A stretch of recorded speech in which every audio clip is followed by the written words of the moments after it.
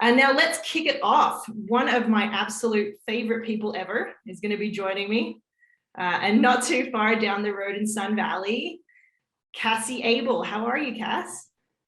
I'm good. It's cold here this morning. It's absolutely freezing. Winter is definitely coming, which is super exciting because that also means that shopping season is just around the corner. As we know, Black Friday, Cyber Monday are about to hit us as the Thanksgiving sales, and we head into the holiday season.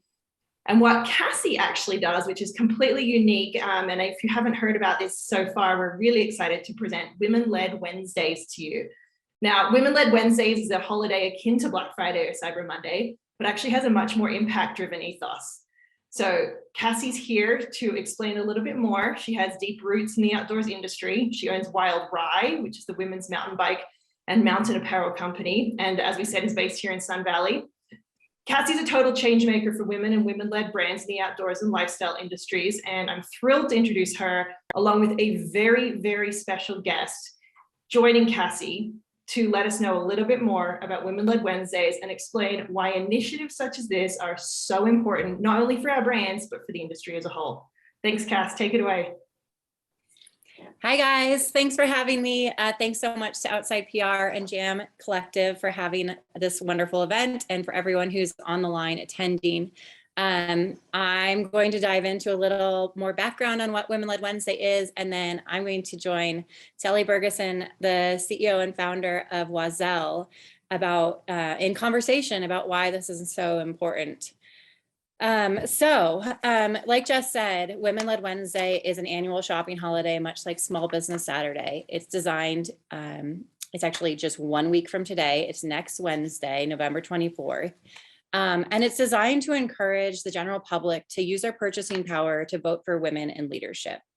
I don't know if you know this, but the stat has really stuck out in my mind. But last year, there were more CEOs of S&P 500 companies named Michael or James than women of any name.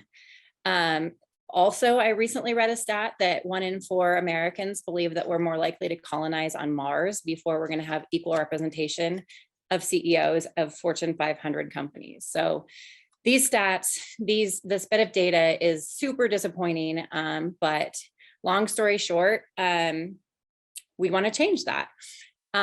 So the origin of Women-Led Wednesday was, as Jess mentioned, I'm the founder and CEO of Wild Rye, and I was looking for a holiday to launch our own holiday sales, 3-4 years ago now, and was looking at the lineup of shopping holidays, and nothing felt right. Black Friday felt like grossly overconsumption driven, which just felt icky, and we'd much rather opt outside that day.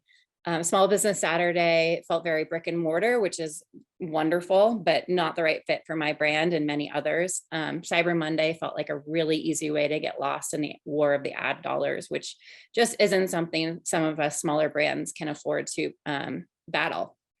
So anyways, I was talking to my now former business partner. I was like, well, there's got to be something for women-led brands. So I started poking around. And sure enough, there was absolutely nothing.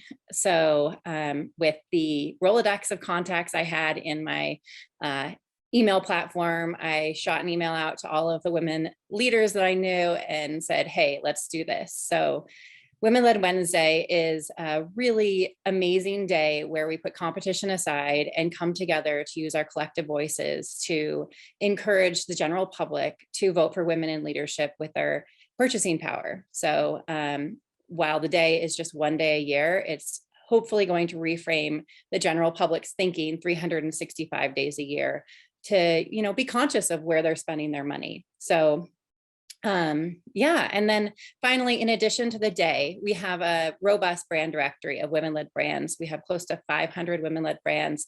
You can explore, you can learn more about these brands. Here's a snapshot of just a handful of the brands in our directory, but there's so many more. And poke around, ask questions, get to know these brands. So that's all at womenledwednesday.com. But now I want to use the rest of this time to chat with Sally, who has been, generous enough with her time to join us and has been a really amazing role model for me personally. Yeah, so Sally, welcome. Hi, Cassie. Good morning. It's so good to be here. So Thank good to you. have you. Thank you for So- asking me. So Sally, as I mentioned, is the founder and CEO of Oiselle, the running brand out of Seattle. And you may have learned about Oiselle originally because they stood up to some of the big guys when they started dropping female athletes when they got pregnant, which is something that has been a really big issue for female athletes for many years. And we've definitely seen some change as a result of Sally and Oiselle standing up to that. So I'm just going to ask you a couple of questions to help like everyone understand why it's so important. And so why did you decide to get involved with Women Led Wednesday, and why was it important to you and the Oiselle brand? Well, first off, I just want to thank you for leading the Women Led Wednesday. You are the chief, like the the chief leader of Women Led Wednesday. And, you know, any like great movement or cause or new initiative really does need the passion and the commitment and the vision. And you have really created that, like literally out of, I don't know what time, where you find it, especially as a new mother and leading a brand, which is, by the way, doing fantastic. Congratulations on all that Wild Rye is accomplishing in the world. It's like, you know, just like here to see it. But yeah, I think just we saw what you were doing. You know, I think it takes other women leaders to kind of see those initiatives, want to be a part of them, want to collaborate and help build them. And we have a mantra that we use at Oiselle that basically goes, when women lead, the world wins. And I think we see that again and again on many fronts. It can be in business, but it can also be just a very collaborative leadership style, which often wants to work across different organizations, different brands. You know, sure, we might be competitors on some level, but in fact, we can be so much more powerful when we like knit together and go after things. Yeah, I mean, as our friend Missy Park, founder of Title IX, says, business is a team sport. And I think many of us wouldn't be where we are without the collaboration and support from other female leaders. Which brings me to really, I mean, that first stat that I shared is very indicative of the disproportionate number of female role models. And you know, Women Led Wednesday is designed to change that. But go ahead, Sally. Yeah, I was just going to say that was one of the things. I mean, yeah, that stat is ridiculous, right? And it's like, I think it should be like horrifying and really like wake people up.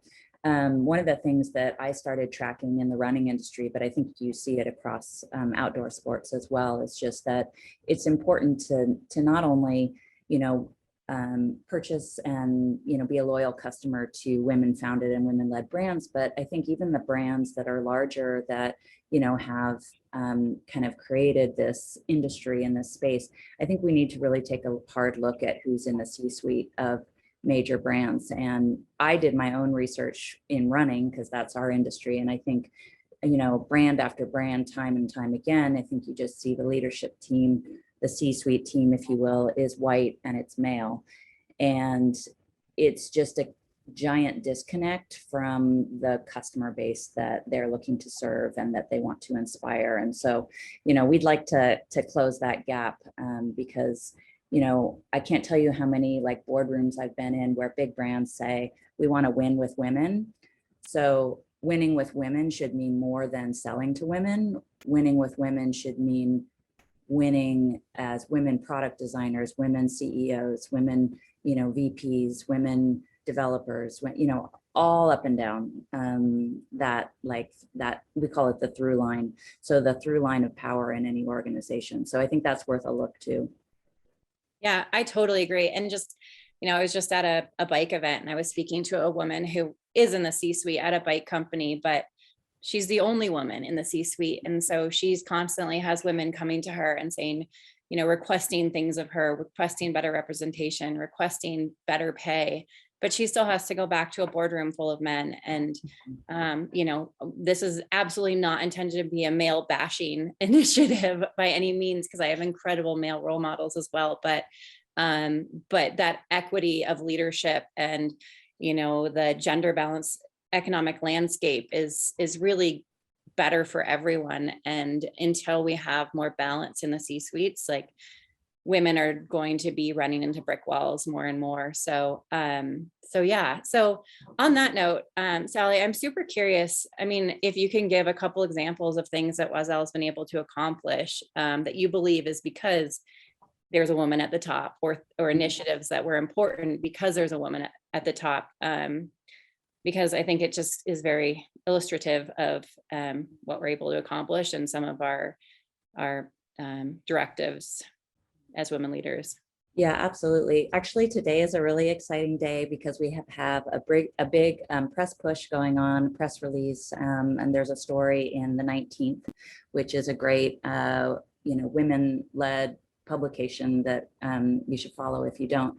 But basically, for about a year, we've been working with a nonprofit called And Mother, which was founded by Alicia Montano, who's a multi-Olympian, fabulous athlete, great human mother. And basically our goal in collaborating with them was to really work on what we saw as like the toughest nut for pro athletes, which is basically the contract clauses.